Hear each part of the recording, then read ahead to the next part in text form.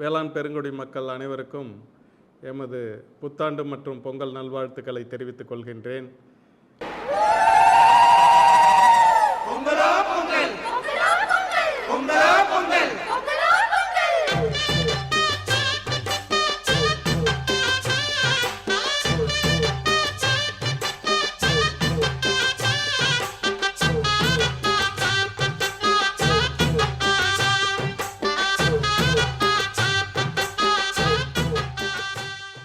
ஆடிப்பட்டத்தை தேடி விதைத்து அகமகிழோடு அறுவடை செய்து உணவு உற்பத்திக்கு மட்டுமல்லாமல் தங்களுடைய வாழ்வாதாரத்தை பெருக்குவதற்கும் பங்களித்த இயற்கை வளங்களுக்கும் குறிப்பாக விண்ணிற்கும் மண்ணிற்கும் நன்றி செலுத்தும் விதமாகவும் தமிழர்களின் பண்பாட்டு திருவிழாவாகவும் வாழ்வியலோடும் ஒன்று கலந்து கொண்டாடப்படும் இந்த உழவர் திருநாளில் பொங்கல் திருநாளில் உழவர்கள் அனைவருக்கும் எனது பொங்கல் திருநாள் வாழ்த்துக்களை தெரிவித்துக் கொள்கின்றேன்.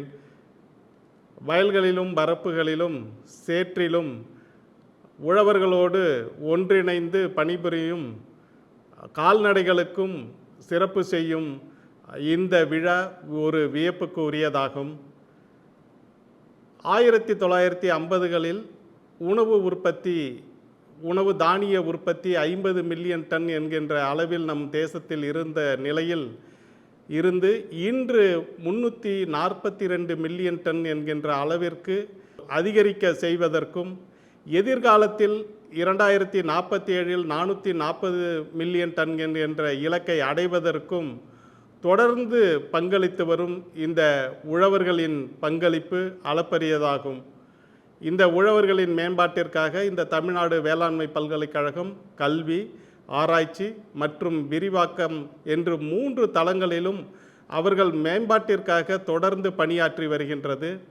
18 கல்லூரிகள், 42 ஆராய்ச்சி நிலையங்கள் மற்றும் 15 வேளாண் அறிவியல் நிலையங்கள் மூலம் 3 பணிகளையும் விவசாயிகளின் மேம்பாட்டிற்காக தொடர்ந்து செய்து வருகின்றது. உணவு உற்பத்தியை அதிகரிக்க புதிய ரகங்கள் என்ற அடிப்படையிலும் இதுவரை 950 ரகங்களையும் 1500 தொழில்நுட்பங்களையும் 170 பண்ணை கருவிகளும் விவசாயிகளின் உற்பத்தியை பெருக்குவதற்கு அவர்களுடைய வாழ்வாதாரத்தை பெருக்குவதற்கும் இந்த பல்கலைக்கழகத்தால் வெளியிடப்பட்டுள்ளது. இதுகாரும் உணவு உற்பத்தியில் தன்னிறைவை அடைவதற்காகவே நம் நோக்கம் இருந்த போதிலும் வேளாண்மை என்பது வணிக அடிப்படையில் செய்து அவர்களுடைய வேளாண்மை ஒரு வணிக அடிப்படையில் செய்து அது ஒரு லாபகரமான தொழிலாக மேம்படுத்துவதற்காக தற்பொழுது தமிழ்நாடு வேளாண்மை பல்கலைக்கழகம் உழவர் உற்பத்தியாளர் நிறுவனங்களின் பணிகளை செம்மைப்படுத்துவதற்கும் வேளாண் விற்பனை பொருட்களை மதிப்பு கூட்டி அதை விற்பனை செய்வதன் மூலம் அவர்களுடைய வருமானத்தை அதிகரிப்பதற்காகவும் அதர் தொடர்பான பயிற்சிகள் மற்றும் ஆலோசனைகள் வழங்குவதும் அதோடு மட்டுமல்லாமல் தொழில் முனைவோர்களை உருவாக்குவதில் பெரும் பங்கு வகிக்கிறது இந்த பல்கலைக்கழகம். தற்பொழுது இந்த பல்கலைக்கழகத்தின் முழு கவனமும் அதை நோக்கி தான் சென்று கொண்டு இருக்கின்றது. அதோடு மட்டுமல்லாமல் இந்த தமிழக அரசின் சிறப்பு திட்டமான மண்ணுயிர் காத்து மண்ணுயிர் காப்போம் என்கின்ற திட்டத்தின் மூலம் மண்ணின் வளத்தை காக்க வேண்டிய முக்கியத்துவத்தை விவசாயிகளிடையே ஒரு விழிப்புணர்வு ஏற்படுத்தியுள்ளது. விவசாயிகள் இத்தருணத்தில் ஒரு கருத்தை மனதில் நிறுத்தி கொள்ள வேண்டும்.